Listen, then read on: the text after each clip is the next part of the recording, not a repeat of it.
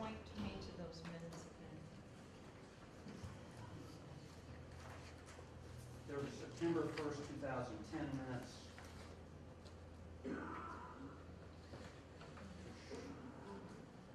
Should be right behind the cell phone record.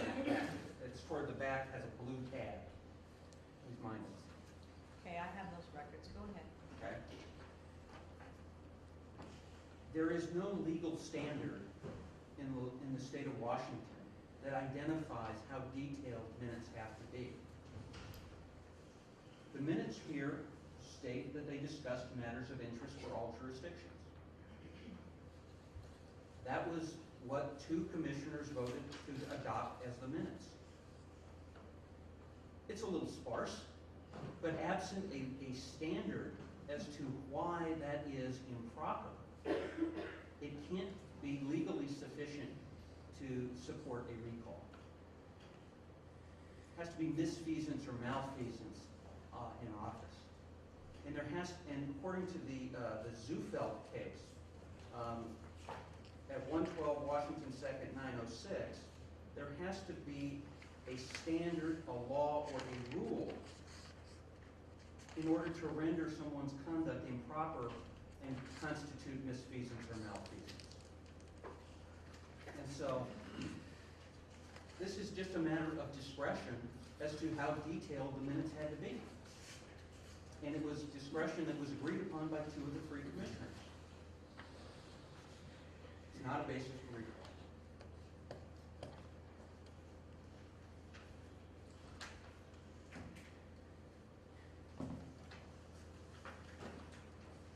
Any more questions on number 7? Hold on.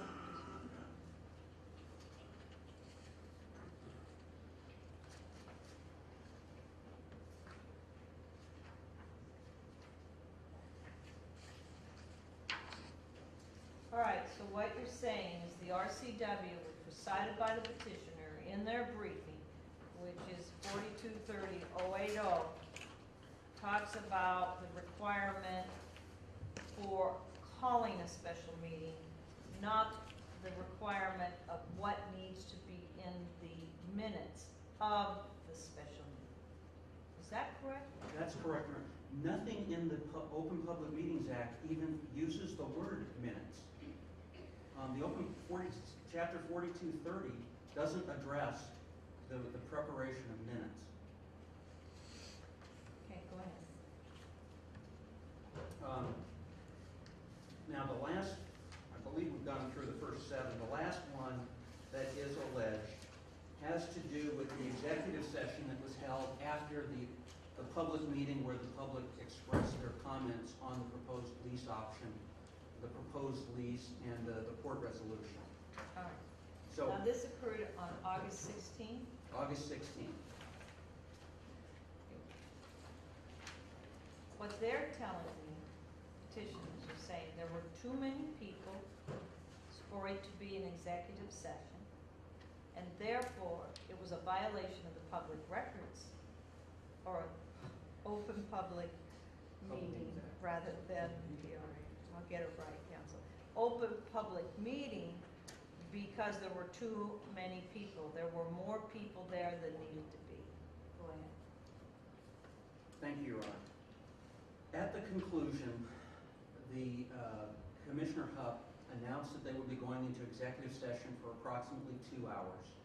He announced it would be held under Section 110C. I think we've heard a concession here that that is allowed to discuss the terms of the lease because it affects, these lease terms would affect the bottom line price and the business competitiveness. So the first allegation that they made is insufficient. But the second part of their allegations has to do with who attended the executive session. When they went into executive session, they got advice from counsel. And Mr. Hauser's declaration tells you that he has advised them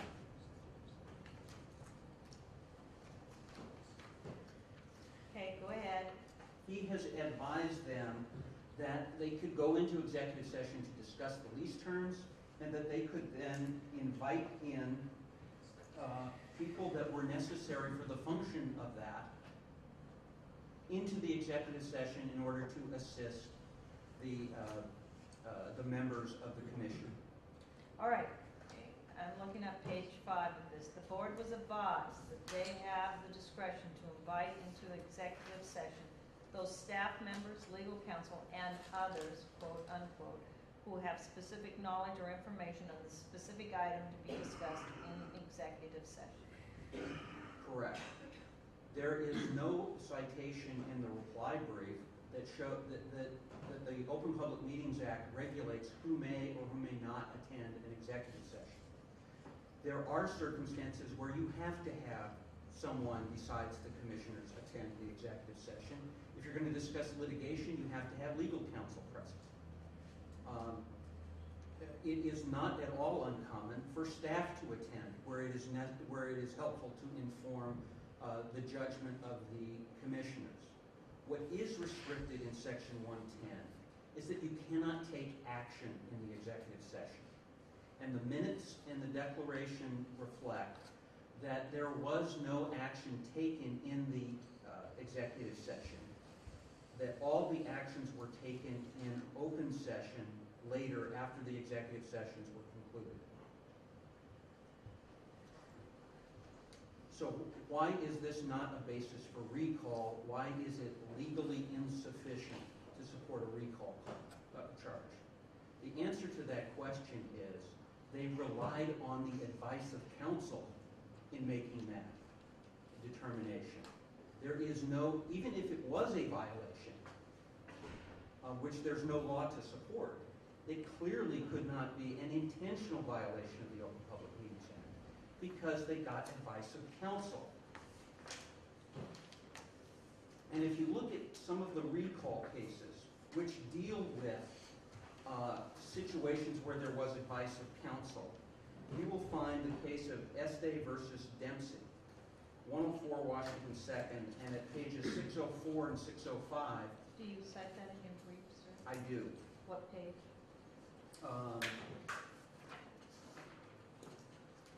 We cite Estee early on in the brief.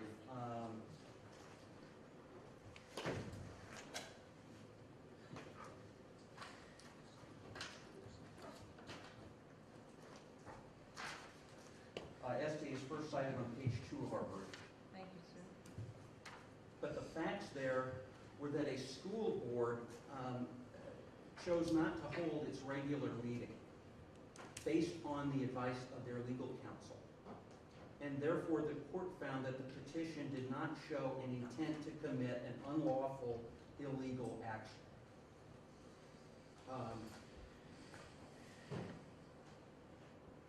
In making a recall allegation, the recall petition itself must state a prima facie case to show that there is an intentional illegal action and an intentional violation of the Open Public Meetings Act. It doesn't do so. There are no facts that discuss the intentional violation whatsoever in the petition itself.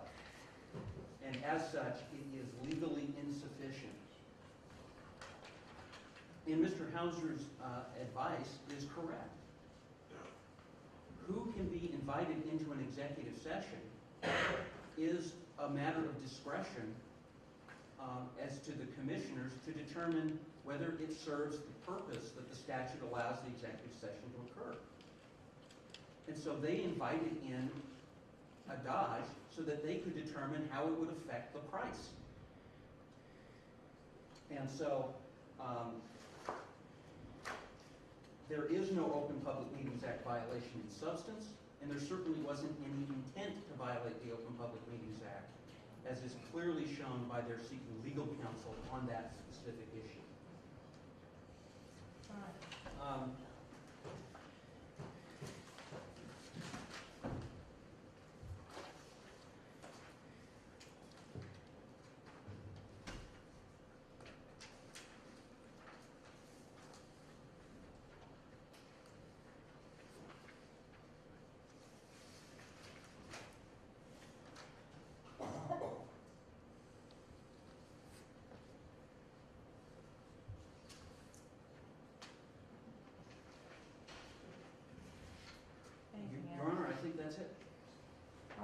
I am gonna give you the final say, and I am gonna turn to the prosecutor if they have anything to do.